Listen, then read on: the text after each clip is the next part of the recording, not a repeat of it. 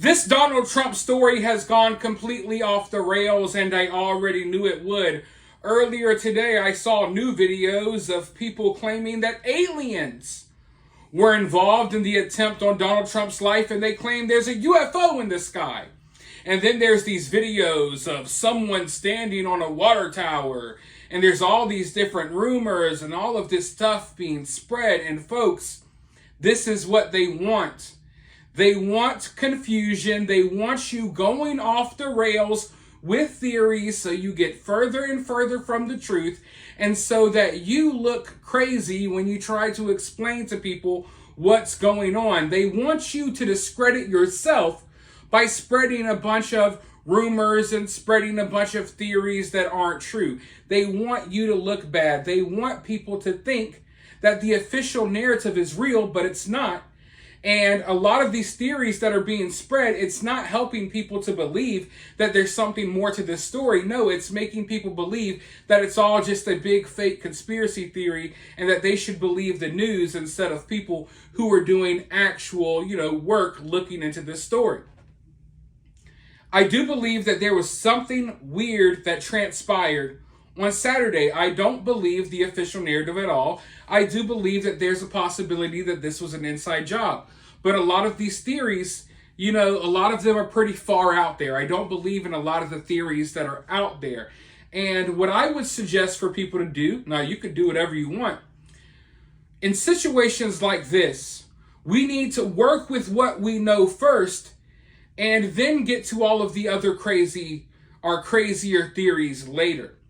We need to work on what can we prove. You can't prove that there was a UFO in the sky. You can't prove there was a guy on the water tower, no matter how many videos people share. But we can prove that there was a lot of weird stuff that went on that day. We can prove that law enforcement, Secret Service, and you name it, they completely failed.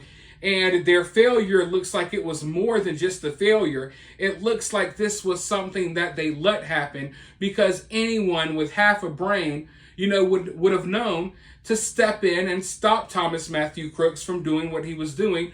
We know they were well aware of him. But as I said, I know that a lot of us we're all trying to figure out what happened. And we all know that we're not being told the truth. But there's a lot of people out there taking advantage of this situation to spread theories so they can get clicks and they can get attention. This happens in every news story. So as I was saying, we need to work with what we know. And there's plenty of weird stuff that we know for a fact that can be used. And there's plenty of evidence that we already have that can prove that there's more to this story. Now, as everyone's arguing about second shooters on the water tower and stuff like that, there is something right in front of our faces that is very weird.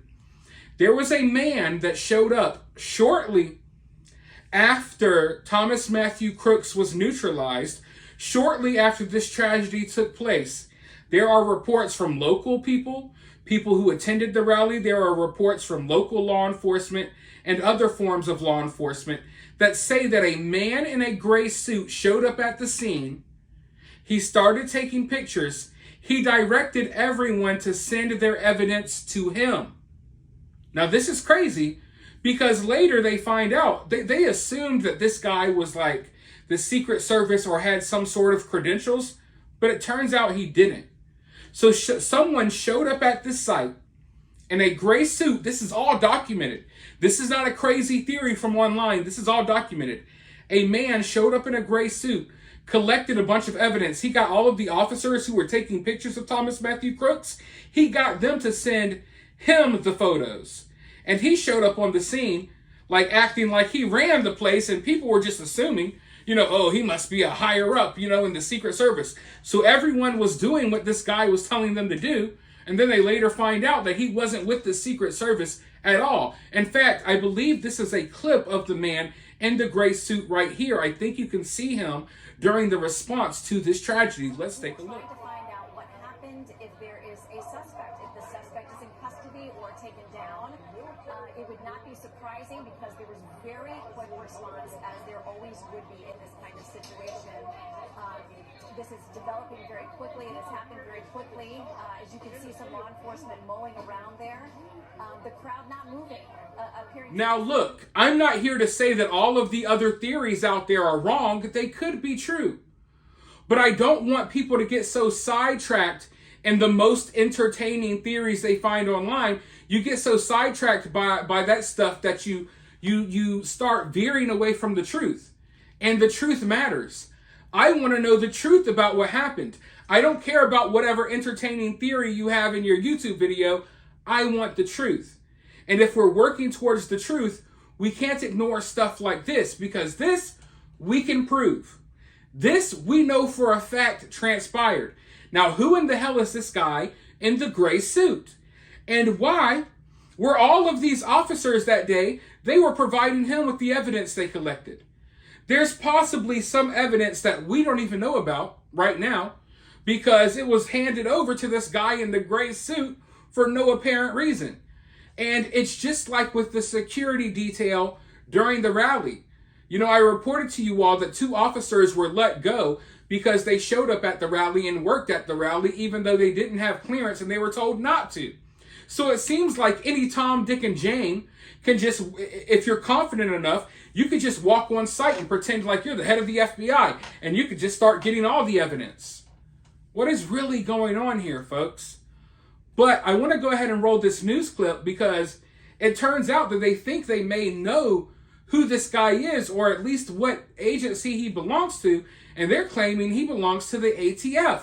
Roll the clip. The local officers went up to that roof and started taking pictures of the dead body, of the shooter's body.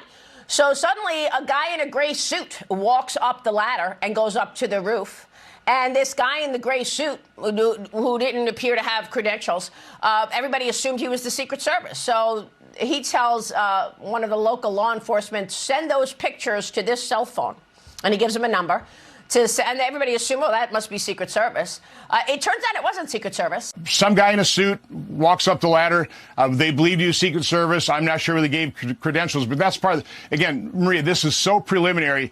I'm issuing this. I'm providing this information, a much more detailed timeline to prompt others to come forward. We need to complete this picture. We have a lot of puzzle pieces to fill in here. Is it odd to you that the locals were being told to send the pictures to the Alcohol, Tobacco, and Firearms Agency, ATF? Where does ATF come in? The oddity starts with the fact that local law enforcement were just tasked with securing the perimeter, told to go cover that AGR building, not really told where to set up, so they set up on the second floor. They went to that AGR building at 10:30 in the morning. So they were stationed there well in advance. You know, they noticed this suspicious character at 5:10. They took a photo of him at 5:14. The president was shot at 6:11. You know, so again, an hour has passed. You know, again, they don't communicate. They didn't have communication, same channels with their law enforcement patrol officers. They weren't in communication with the Secret Service other than going through the Butler County Communication Center. So again, it's everything you would assume about Secret Service protection of a former president was not true. It didn't happen. It's just baffling to me. It should baffle the American public. That's why we need to find the answers and find out what actually happened here. All right. So let me put all of this into perspective for you all. We now know that half of the Secret Service and security that were there, they were not even qualified to be there. Most of the Secret Service agents that we thought were the Secret Service, they weren't Secret Service at all. They were unqualified security that had no business being there. A lot of them had no experience, and they didn't even know they were going to be working, you know, at that rally until the day before. And they had really no idea what was going on or why they were there in the first place. So we know that half of the security that was there had no business being there. We know that officers showed up, despite being told not to, that had no business being there at all. We know they saw Thomas Matthew Crooks. They watched Thomas Matthew Crooks. They let all of this take place. And now we know that after all of this chaos went down, some random guy in a gray suit shows up to the crime scene, takes control of the crime scene, gets everyone to turn their evidence over to him and send pictures and their evidence and certain information to a certain phone number, and they just all automatically assume that he was like some higher up in the CIA or the Secret Service, but it turns out he's some random ATF agent. What business did he have being there? Was he really with the ATF, or is that just another excuse? This is really weird. And unlike a lot of the other theories floating online that could be true or may not be true, some are obviously fake. This is real. This is very real.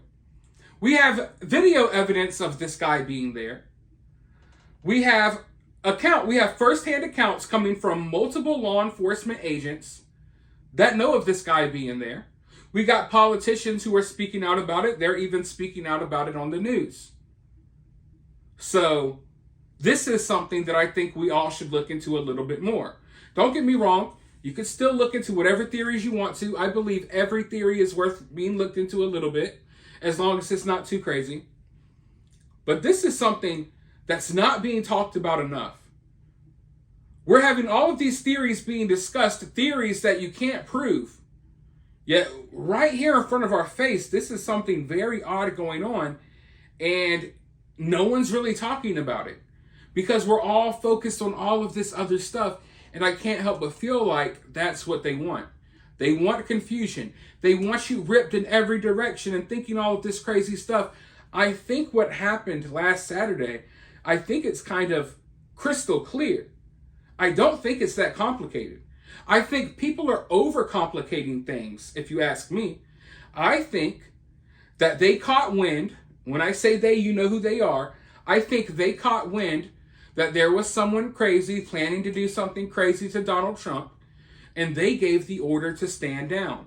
Or they went out of their way to make sure that the people who were at that rally that day were incompetent.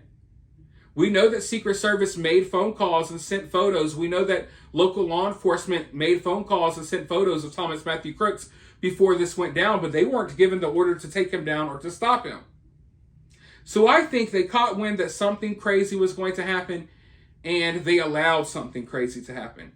I don't think they actually took part. I don't think they actually had, maybe they did, but I don't think they actually had like a second, suspect involved. I don't think that they were the one that took the shot. No. I think they knew that they had a crazy individual, that they may have been in contact with, influencing him to do this. We don't know. But I think they knew they had a crazy individual that was planning to do something crazy, and instead of stopping him, they tried to allow it to happen. And then, once he missed the shot, all hell was breaking loose because they didn't do a good job at covering their tracks. They didn't do a good job at making it look like they were doing their job.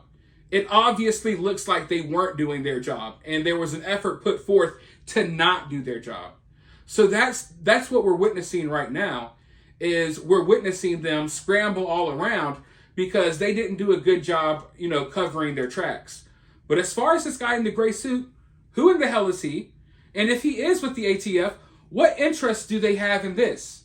Why do they feel like they have the need to be on top of this investigation? It's just yet another weird little situation. But, we're surrounded by weird situations right now.